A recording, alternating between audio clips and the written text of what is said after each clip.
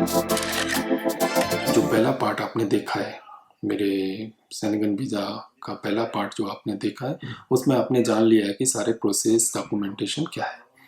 ये दूसरे पार्ट में मैं आपको बताऊंगा कि कैसे आप एक लॉन्ग वैलिडिटी वीज़ा अप्लाई कर सकते हैं और कैसे आप उसके चांस बढ़ा सकते हैं। लॉन्ग वैलिडिटी वीज़ा अगर आप पहली बार अप्लाई कर रहे हैं सेनेगन वीज़ा तो आपको नहीं मिलेगा। आप हद से हद वो 1 महीने या 3 महीने का ही आपको लॉन्ग वैलिडिटी वीज़ा देंगे, या बहुत अच्छे डॉक्यूमेंट्स बहुत रेयर केस में वो 6 मंथ या 1 ईयर का भी देते हैं। That is very rare case. जो लॉन्ग वैलिडिटी वीज़ा है वो आपको सेकेंड या थर्ड से मिलना स्टार्ट होता है, बट उसके लिए आपको कुछ पॉइंट्स रिमेंबर रखने होते हैं, कुछ पॉइंट्स को ध्यान में रखना होगा जब आप पहला वीज़ा अप्लाई कर रहे हो या दूसरा या तीसरा वीज़ा अप्लाई कर रहे हो। अभी जो ये पॉइंट्स हैं अगर आप इनको ध्यान में रखते हैं तो अगर आप फर्स्ट टाइम अप्लाई कर रहे हैं तो आपके जो वीज़ा मिलने के चांस है वो थोड़े बढ़ जाते हैं। देखिए, गारंटी किसी चीज़ की नहीं है, कोई गारंटी नहीं दे सकता। ये जो मैं पॉइंट्स बोल रहा हूँ वो मैंने अपने एक्सपीरियंस से बोल रहा हूँ। इन पॉइंट्स को आप ध्यान में रखेंगे तो अगर आप पहली बार अप्लाई कर रहे हैं तो आपको चांसेस बढ़ जाएंगे कि आपको वीज़ा मिल जाए। और अगर आप या दूसरी या तीसरी बार अप्लाई कर रहे हैं तो आपको चांसेस है कि आपको जो वीज़ा मिलेगा वो वैलिडिटी में 2 साल, 1 साल या 3 साल का आपको वीज़ा मिल जाएगा। लॉन्ग वैलिडिटी का बेनिफिट क्या होता है? लॉन्ग वैलिडिटी अगर आपके पास वीज़ा है तो आपको बार बार वीज़ा फीस नहीं देनी पड़ती। कुछ लीव्स मिली हैं और आप अचानक से जाना चाहते हैं घूमने के लिए तो आपका वीज़ा का वेट नहीं करना। आप टिकट देखिए, आपने बुक किया, आपने होटल बुक किया और आप चले गए। या कभी आपके पास वीज़ा है और आपने कुछ फ्लाइट में बहुत अच्छी डील देखी कि अरे ये तो बहुत अच्छी डील है, तो उस समय तो आप बुकिंग कर नहीं सकते अगर आपके पास वीज़ा नहीं है। और अगर आपके पास वीज़ा है तो आप तुरंत बुक करके आप वहाँ जा सकते हैं। तो लॉन्ग वैलिडिटी के ये फायदे हैं। तो इसमें मैं आपको बताना चाहूँगा जो मैं पॉइंट नंबर 1, देखिए, जो भी आप बैंक स्टेटमेंट दे रहे हैं, हो सकता है आपके पास 2 बैंक अकाउंट हो, 3 बैंक अकाउंट हो या एक ही बैंक अकाउंट हो। वो जिस बैंक अकाउंट का भी आप स्टेटमेंट दे रहे हैं उसमें ट्रांजैक्शंस होने चाहिए। ऐसा ना हो कि आप बैलेंस तो मेंटेन कर रहे हैं, 2 लाख, 3 लाख, 4 लाख बैलेंस मेंटेन कर, बट उसमें ट्रांजैक्शन 1 या 2 हो रहा है। कुछ क्रेडिट हो रहा है या डेबिट हो रहा है, क्रेडिट हो रहा है, डेबिट हो रहा है, मंथ में 1 या 2 ही ट्रांजैक्शन हो रहे हैं।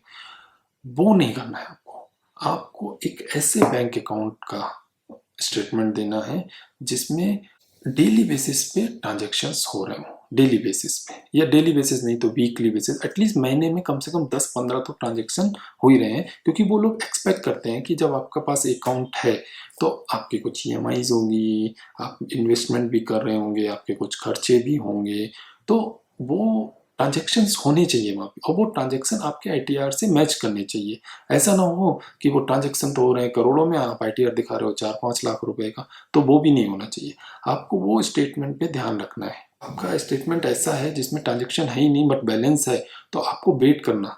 आप 2 महीने वेट करिए, उसमें कुछ ट्रांजैक्शन करिए, डेबिट करिए, क्रेडिट करिए, तो वो ट्रांजैक्शन बहुत जरूरी है। आप महीने में कम से कम 15 से 20 ट्रांजैक्शन जरूर करिए। एक बात ये आपको बहुत ध्यान में रखनी है।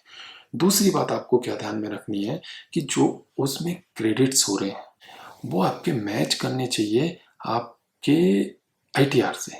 अभी आईटीआर में आप इनकम शो कर रहे हैं 10 लाख, मगर उसी पीरियड में आप 3 महीने को जो स्टेटमेंट दिया उसमें आप क्रेडिट कर दिए हैं 20 लाख रुपए अकाउंट में, तो वो वैसा नहीं होना चाहिए। ठीक है, वो आपके मैच करने चाहिए। मीन्स थोड़ा ऐसा नहीं कि एग्जैक्ट मैच करना चाहिए, मतलब 10 लाख का आईटीआर दिखा रहे हैं तो 7-8 लाख का आपका ट्रांजेक्शन होगा तो वो चलेगा। ठीक है, अब उसमें हो सकता है कि कुछ बड़े ट्रांजेक्शन्स भी हों, जैसे आपने कोई एफडी क्लोज की हो, आपने कुछ म्यूचुअल फंड क्लोज किया हो, कोई प्रॉपर्टी सेल की हो, तो बड़ा ट्रांजेक्शन उसमें आया है।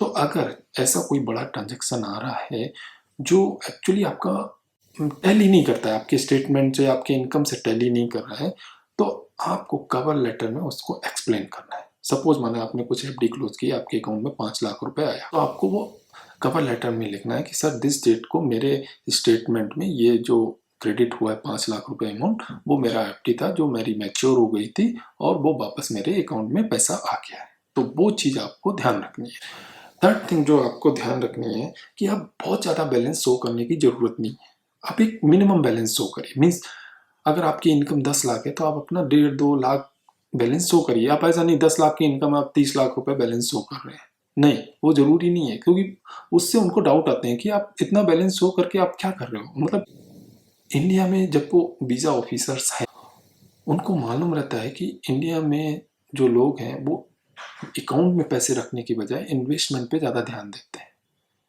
आप अकाउंट में अगर पैसे रख रहे हो तो उनको डाउट क्रिएट होता है कि यार ये अकाउंट में पैसे इसलिए तो नहीं रख रहा है, इसको वीज़ा चाहिए। तो वो चीज़ आप ध्यान रखिए। एक जो आपकी इनकम के हिसाब से बैलेंस हो, बस वही मेंटेन करिए। आपकी इनकम के हिसाब से अगर 2 लाख रुपए बैलेंस मेंटेन हो रहा है तो 2 लाख करिए। आपकी इनकम हिसाब से 10 लाख है तो 10 लाख मेंटेन करिए। उसमें ऐसा कुछ भी नहीं कि आपकी इनकम कम है और आप हाई बैलेंस मेंटेन करके आप दिखाना चाहते हो कि मेरे वीज़ा के चांसेस बढ़ जाए, वो कभी मत करिए। जो आपका नॉर्मल एवरेज बैलेंस है आपकी इनकम के हिसाब से, वो आप बना के वहाँ पे उनको दीजिए। देखिए, जब मैं वीज़ा अप्लाई किया, मैंने कभी भी बैलेंस मेंटेन नहीं किया। मेरा कभी 50,000 था, कभी 1 लाख था, कभी 1.25 लाख था। जो भी था, मेरे ट्रांजेक्शन्स थे। और हाँ, एक बात और ध्यान रखिए, जो भी आप स्टेटमेंट दे रहे हैं, सपोज़ आप 1 तारीख को अपॉइंटमेंट है और आप 31-30 तारीख का स्टेटमेंट ले रहे हैं, तो ट्राई करिए कि उसके जो स्टेटमेंट ले रहे हैं, तो लास्ट की जो एंट्री है ना, वहाँ पे कुछ डेबिट हो, 4 से 5 डेबिट हो, ताकि उनको ये लगे कि आप बैलेंस सिर्फ वीज़ा के लिए मेंटेन नहीं कर रहे हैं, आपके जो खर्चे हैं आप वो खर्चे कर रहे हैं। तो 4-5 एक जो डेबिट है, जिस डेट में आप स्टेटमेंट ले रहे हैं, जिस डेट तक का, उससे पहले कुछ 4-5 डेबिट होने चाहिए। तो वो चीज़ आपको भी ध्यान में रखनी है। तो बैलेंस जो आपको मेंटेन करना है वो अपनी इनकम के हिसाब से करना है। थर्ड पॉइंट यहाँ पे आता है कि अगर आपके पास में कोई एक क्रेडिट कार्ड है जिसमें लिमिट है, आपकी अच्छी लिमिट है, 1.5 लाख, 2 लाख, 2.5 लाख रुपए की लिमिट है, तो इसका एक स्टेटमेंट जरूर लगाइए। उससे क्या हो जाता है कि अगर आपके बैलेंस थोड़ा कम है, मतलब आपने जो मेंटेन किया है अपना वो थोड़ा बैलेंस कम है, तो जब आप क्रेडिट कार्ड दे देते हैं ना, तो उससे ये हो जाता है कि बंदे के पास क्रेडिट कार्ड है और वो वहाँ जाके अगर बैलेंस नहीं भी है तो वो क्रेडिट कार्ड स्वाइप करके वहाँ पे यूज करके अपना खर्चा चला सकता है। तो क्रेडिट कार्ड का स्टेटमेंट आप जरूर लगाइए अगर आपके पास है तो। ये पॉइंट उनके लिए वैलिड है जो सेकंड या थर्ड टाइम अप्लाई कर रहे हैं। मैं उनसे यही कहना चाहता हूँ कि जो आपका प्रीवियस वीज़ा है उसको आपने हिट करना है। सपोज आपने वीज़ा अप्लाई किया, फर्स्ट वीज़ा अप्लाई किया, आपने अपनी आइटिनरी में दिखाया कि आप फ्रांस इंटर करेंगे और आप 2 दिन यहाँ रहेंगे, 2 दिन यहाँ रहेंगे, फिर आप जर्मनी से आप वापस इंडिया आ जाएंगे। आइटिनरी चेंज होती है, आपके कुछ काम आते हैं, आपके वीज़ा लगने के बाद कुछ परिस्थितियाँ कुछ ऐसी होती हैं कि आपकी आइटिनरी चेंज होती है। बट आप उसमें एक चीज़ का ध्यान रखें, अगर कोशिश करें कि जो आपकी बीच का आइटिनरी वो चेंज हो तो चलेगा, मगर आपका जो एंट्री और एग्जिट है वो आपका सेम होना चाहिए जो आपने आइटिनरी में दिखाया है।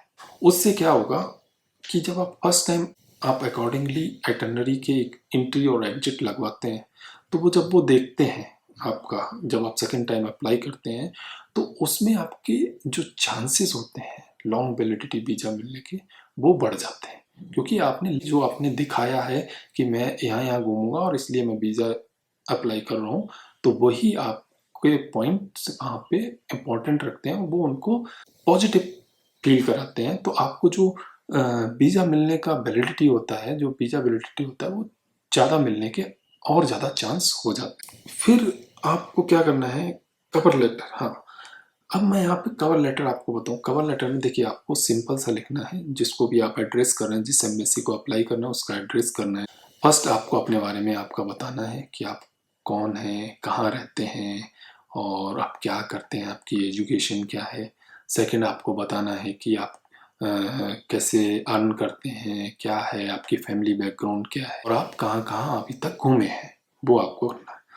थर्ड पॉइंट जो मैं आपको बोलूँगा वो आपको उसके लिए रखना है, जो भी आपके एप्लीकेशन या डॉक्यूमेंट्स में शॉर्ट कमिंग है, जो आपको लगता है कि इससे जो मेरे वीज़ा के चांसेस हैं वो कम होते हैं, तो जो भी शॉर्ट कमिंग है उनको वहाँ पे आप एलेबोरेट कीजिए। सपोज आपकी जो आईटीआर में इनकम है वो कम है, तो आप एलेबोरेट कीजिए क्यों कम है आपकी आईटीआर में, या आपके अकाउंट में कुछ ऐसा बड़ा क्रेडिट या बड़ा डेबिट हुआ है जिससे वो इफेक्ट होता है बड़ा, जो आपके नॉर्मल ट्रांजेक्शन से भी बहुत बड़ा है, तो वो आप वहाँ पे एलेबोरेट कीजिए ये क्यों हुआ, कैसे हुआ, और अगर उसके लिए कोई आपके पास प्रूफ है, कोई स्लिप है, कोई पेपर है, तो वो आप उसमें लगाइए।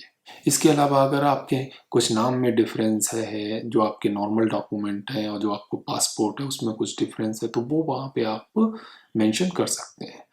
फिर बारी आती है आपके आइटनरी की कि आप क्या-क्या घूमेंगे, कौन-कौन सी जगह घूमेंगे, वो आप उसमें ज़रूर लिखिए, ठीक है? फिर आता है पॉइंट कि आप क्या-क्या डॉक्यूमेंट अपने एप्लीकेशन के साथ दे रहे हैं, तो वो भी वहाँ पे मेंशन कर दीजिए।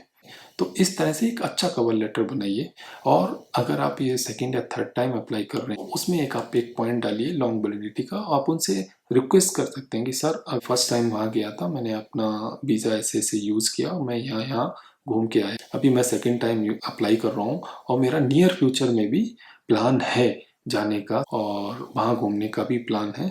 तो आप रिक्वेस्ट कर सकते हैं कि kindly provide me a longer validity visa. तो वो अगर आप करेंगे और इन सारे पॉइंट्स का आप ध्यान रखेंगे तो आपके चांसेस जो हैं वो ज़्यादा इंक्रीज हो जाएंगे, ज़्यादा बढ़ जाएंगे। देखिए गारंटी किसी चीज़ की नहीं, ना मैं गारंटी दे सकता हूँ ना कोई दे सकता है, बट हाँ जो एक्सपीरियंस है, जो मैंने एक्सपीरियंस किया है और जो भी आज तक मैंने यूके या सेनेगन वीज़ा जो भी मैंने अप्लाई किया और एक्सपीरियंस किया है, उसके अकॉर्डिंगली मैं आपको कुछ पॉइंट्स बता रहा हूँ जो आपके सक्सेस रेट को और ज़्यादा बढ़ा देंगे। ये सारे पॉइंट्स आपको ध्यान में रखने हैं। जो भी है आप आपके एप्लीकेशन में आपके जो भी शॉर्ट कमिंग्स हैं या कुछ भी है वो आप खुल के कवर लेटर में लिखिए। ऐसा कुछ भी नहीं है कि वो सिर्फ यही देखते हैं कि आपके पास बहुत पैसा होना चाहिए या आपके पास ऐसा होना चाहिए तभी वो आपको वीज़ा देंगे। नहीं, ऐसा कुछ भी नहीं। आपकी एप्लीकेशन में ये लगना चाहिए उनको, जब आप कवर लेटर वो पढ़ें आपका तो उनको लगना चाहिए कि हाँ बंदा जो भी आप बंदा है जो भी अप्लाई कर रहा है वो एक टूरिस्ट है, वो कुछ सेविंग्स कर रखी है उसके लिए और वो उस सेविंग से वहाँ पे अपना घूमना चाहता है या अपनी फैमिली के साथ घूमना चाहता है। ज़रूरी नहीं है कि आपके पास बहुत सारा पैसा हो, प्रॉपर्टी हो तभी आपको वो वीज़ा मिलेगा।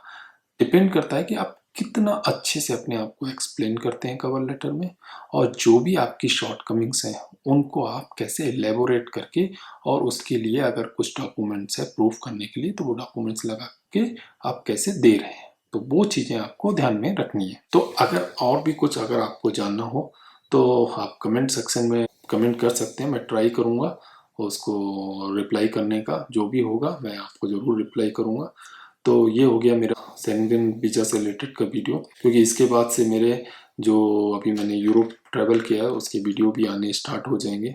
अगर आपका कोई भी क्वेश्चन है कुछ भी है शेंगेन वीज़ा से रिलेटेड तो आप कमेंट सेक्शन में मेरे से पूछ सकते हैं, मैं ट्राई करूँगा आपको रिप्लाई करने का। Thank you, bye